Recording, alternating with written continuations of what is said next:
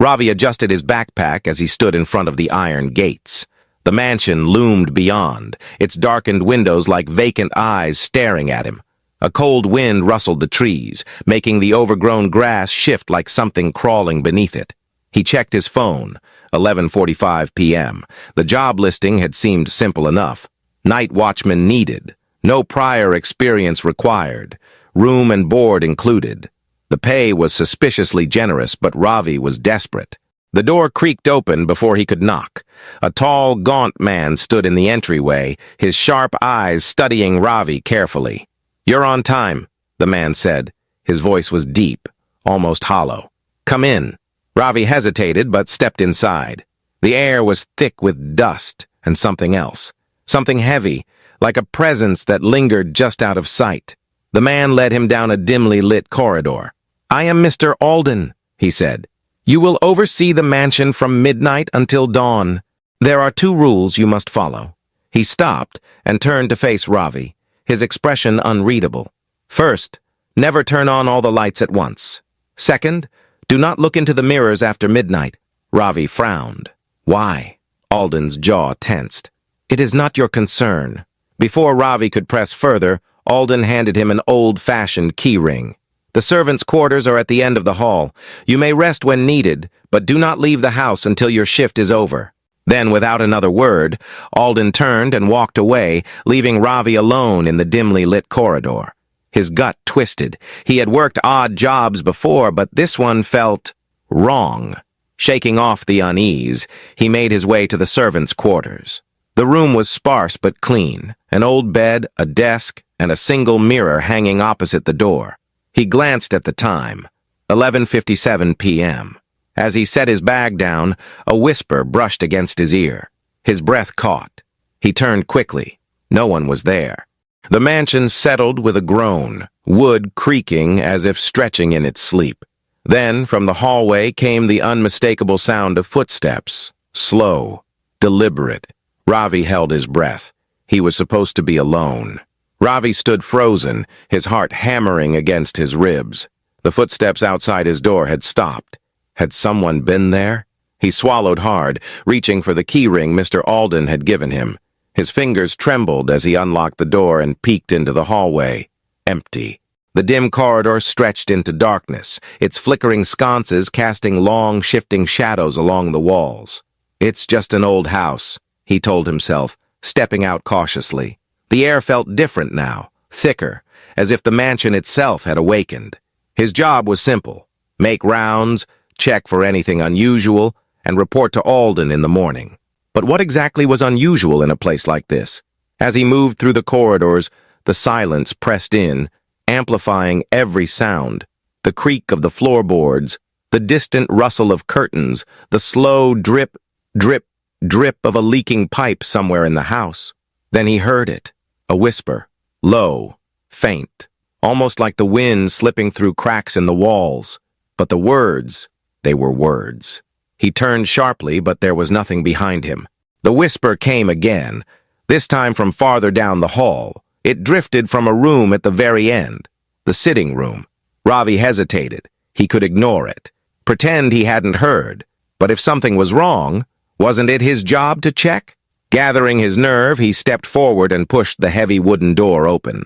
The room was dark, save for the moonlight spilling through the large bay windows. The furniture was covered in white sheets, giving the impression of shrouded figures lurking in the gloom. He took a cautious step inside. A chill crawled up his spine. The whisper was gone, but the feeling remained. Then he saw it. In the far corner of the room stood an old mirror, its surface draped in heavy fabric. Something about it made his skin crawl. Was this one of the mirrors Alden had warned him about? His fingers twitched with the urge to pull the cover away. Just a peek, just to see. But before he could, the whisper returned. This time, it was right behind him. "Don't wake the house!" Ravi spun around. No one was there. His breath came fast and shallow. Every instinct screamed at him to leave. He took a step back, and from the corner of his eye, he saw the fabric on the mirror shift, as if something had moved beneath it. Ravi bolted. He didn't stop running until he was back in his room, locking the door behind him. His chest rose and fell in rapid gasps. He grabbed his phone, his fingers fumbling over the screen, ready to call Alden. But before he could dial, the whisper came again. Soft, from inside the room. Ravi slowly turned his head toward the mirror on the opposite wall. The reflection was wrong. His room looked the same, his bed, his backpack, but his reflection was missing. A cold sweat broke across his skin. Then, the reflection moved. Not like a trick of the light, not a delayed movement. It moved on its own. And this time, it was smiling. Ravi's breath hitched as he stared at the mirror. His reflection, or whatever it was, stood there, grinning at him. Then, without warning, it took a step forward. Ravi stumbled backward, his back hitting the door. His hand shot out, fumbling for the light switch. Click. The bulb flickered, and suddenly, the reflection was normal again. Ravi's own wide-eyed face stared back at him, his chest rising and falling rapidly. He didn't dare move. He just stood there, watching himself, waiting for something else to go wrong. Nothing happened. After what felt like forever, he exhaled shakily. Maybe he was imagining things. Maybe the exhaustion was playing tricks on him. He turned away from the mirror and sat on the edge of the bed, rubbing his temples. "This is just another weird job," he muttered. "Just survive the night." But deep down, he knew this was different. The rest of the night passed in uneasy silence. Ravi forced himself to finish his rounds, avoiding every mirror he came across. By the time dawn's first light touched the windows, he was exhausted, but relieved. Mr. Alden arrived promptly at 6 a.m., his face unreadable as always. "Anything to report?" he asked. Ravi hesitated. Should he mention the whispers? The mirror? He studied Alden's expression. There was something expectant about it, as if he was testing Ravi. "No," Ravi said finally. Alden gave a slow nod. "Good. That will be all." Ravi wanted to ask more. He wanted to demand answers about the rules, about the things in the house. But something about Alden made him bite his tongue. Instead, he went back to his room, lay down, and slept through most of the day. The silence was heavier, the air colder. As Ravi made his rounds, his unease deepened.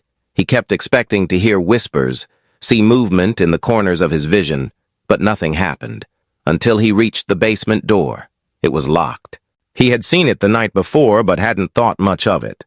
Now, standing before it, an urge crept into his chest. Alden had given him a ring of old keys. Maybe one of them. "Some doors," Alden had said, "should never be opened." Ravi hesitated, his hand hovering over the keys. Then, from the other side of the door, something scratched against the wood. Slow, deliberate. A chill shot down his spine. And then, the whisper returned. But this time, it wasn't from behind him. It was coming from inside the basement. "Let me out!" Ravi stumbled back, his pulse roaring in his ears. The air in the hallway shifted, like something had pressed against it from the other side. Boom! The door rattled. Boom! Again, harder this time. Ravi bolted down the hallway, heart pounding. He didn't stop running until he was back in his room, locking the door behind him. His breaths came ragged. His skin was ice. Something was down there. Something wanted out. And Ravi wasn't sure he could stop himself from opening that door. Ravi sat on his bed, gripping the key ring so tightly that the metal dug into his palm. His breath was shallow, his pulse hammering against his ribs. The whisper still echoed in his mind. "Let me out." He needed to leave. But as he reached for his phone to look up bus schedules, a thought rooted him in place. Would the house even let him go? Something deep in his gut told him that walking away wasn't an option anymore. The moment he had stepped inside this place, he had become part of it. A slow creak filled the air. Ravi froze. It was coming from the mirror. His mouth went dry. The light in the room flickered, casting long shadows across the walls. Slowly, his gaze shifted to the reflective glass. His reflection stood there watching him, but something was wrong. Ravi lifted his hand instinctively. His reflection did the same, but a second too late. His blood turned to ice. The thing in the mirror smiled. Not him, not his smile. A slow, deliberate curl of lips that didn't belong to him. His breath caught in his throat. The longer he stared, the more wrong the reflection became. Its eyes darkened. The edges of its form began to blur. Then it moved. It took a step forward, toward the glass, toward him. Ravi scrambled back, knocking over a chair. His hand fumbled for the light switch, but before he could reach it, the reflection raised a hand. Not in mimicry, not copying. It was trying to touch the glass. His body locked up in terror. He watched, paralyzed, as its palm pressed against the inside of the mirror. The glass warped, rippling like water. A whisper slithered from its mouth, low and distorted. "Let me in." The room plunged into darkness. Ravi's scream caught in his throat as he threw himself backward against the door, scrambling for the handle. Then, a knock. 3 slow, deliberate knocks on the outside of his bedroom door. Ravi's blood turned cold, because whoever was on the other side had just knocked from inside the mirror a second ago. He didn't move, didn't breathe. The doorknob began to turn. Ravi grabbed the first thing within reach, his heavy flashlight, and hurled it at the mirror. The glass shattered. The reflection, the thing that had been wearing his face, screamed. A piercing, inhuman wail that split through the room as the shards rained down.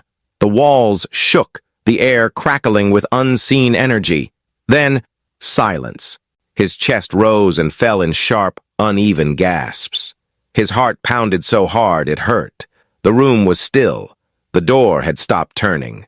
The mirror was gone, just fragments littering the floor, reflecting the dim light like shattered stars. And for the first time that night, the house felt asleep again. Ravi collapsed onto the bed, running a trembling hand through his hair. He needed to get out. He needed answers. Because if something had tried to come through the mirror, what was waiting behind the locked door in the basement? Ravi lay in bed, staring at the ceiling. His breathing had slowed, but the terror still clung to his skin like a cold sweat. The shattered mirror lay in pieces across the floor, reflecting distorted fragments of the room. He had stopped looking at them. He was afraid he'd see something move. But the worst part wasn't the mirror. It was the silence. The house had changed. The air felt denser, the walls seemed to press inward, and the distant creaks of the old wood no longer felt random. They felt deliberate, like the house was breathing. A slow, rhythmic inhale, an exhale, waiting, watching. Ravi forced himself to sit up. He needed to keep moving. If he stayed in this room any longer, he feared something else might find him. He grabbed his flashlight and stepped out into the hall. The floor was colder than before. His breath came out in misty puffs. Something was wrong. The hallway looked different. The paintings on the walls were not the ones he had seen before. The wallpaper had peeled back, revealing something dark beneath, and at the very end of the hallway, just beyond the reach of his flashlight, a door that hadn't been there before. Ravi's stomach twisted. He turned, retracing his steps toward the staircase. But the hallway stretched on forever. No stairs, no turn, just the endless corridor. A slow, shuffling sound broke the silence. Ravi's chest tightened. Footsteps, not his. They were coming from behind him. He spun around, the flashlight shaking in his grip. Nothing. The hall was empty. Then, the air shifted. The faintest whisper tickled his ear. Right behind him. "You're waking it up." A sharp gust of wind slammed the doors around him open, sending dust flying into the air. Ravi stumbled back, his heart racing. The house was awake now, and it was angry. He ran. His feet pounded against the wood as he sprinted toward the door at the end of the hall, the only thing that hadn't changed.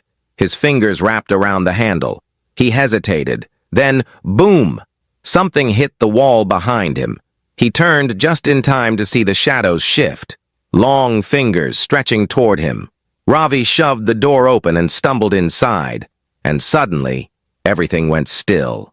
The house exhaled, and Ravi realized where he was. The basement. Ravi's breath came in short, ragged gasps as he pressed his back against the basement door. His pulse hammered in his ears, drowning out the silence that had fallen around him. The hallway was gone. The endless stretch of shifting walls and impossible doors had vanished the moment he crossed the threshold. Now he stood in a damp, cold basement. Something had brought him here. Or worse, Something had been waiting for him to come. The air smelled of mold and dust, thick with the weight of years gone by. The beam of his flashlight cut through the darkness, revealing walls lined with old shelves and forgotten furniture draped in tattered sheets. And then, his light landed on it. The locked door. It was older than the rest of the basement, its wood warped and splintered with time. The iron handle was rusted, and deep scratches marred the surface as if someone, or something, had tried to claw their way out. Ravi's grip on the flashlight tightened. This was the door, the one Alden had warned him about, the one with the whispers, the one he should have ignored.